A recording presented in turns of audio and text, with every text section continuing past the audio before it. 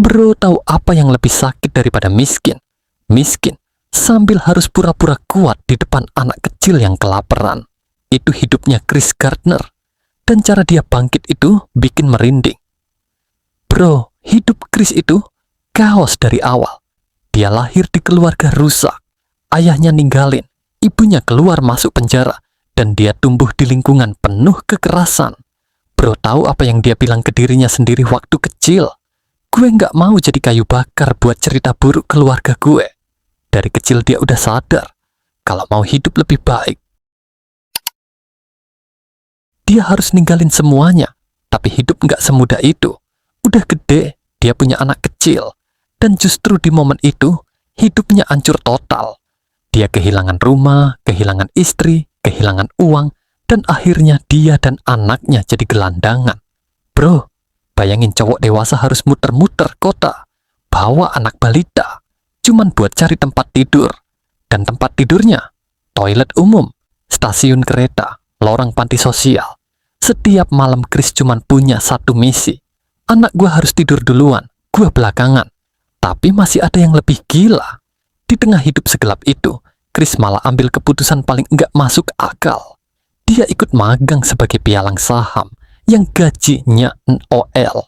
Bayangin bro, lu gelandangan, lu butuh makan, tapi lu kerja tanpa dibayar. Karena Chris tahu satu hal, kalau gua nggak taruhan habis-habisan sekarang, gua bakal miskin selamanya. Setiap pagi dia nitip anaknya di penitipan, terus lari ke kantor. Bukan jogging santai, lari beneran, karena dia nggak punya uang buat naik bus. Dan di kantor dia kerja kayak orang kerasukan.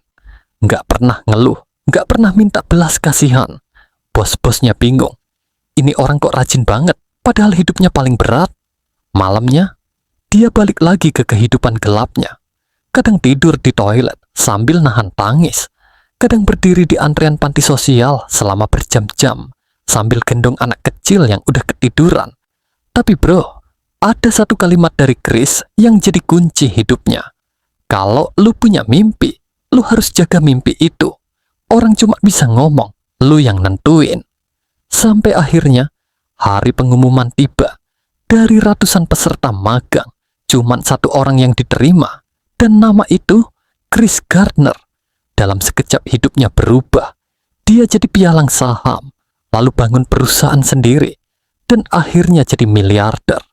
Dan kisah hidupnya diangkat jadi film The Pursuit of Happiness, film yang bikin jutaan orang nangis. Bro, cowok yang dulu makan sisa roti, yang tidur di toilet umum, yang hidupnya cuma hitam dan abu-abu, hari ini berdiri sebagai simbol bahwa ketika lu nggak nyerah, dunia lama-lama capek ngelawan lo. Itulah Chris Gardner.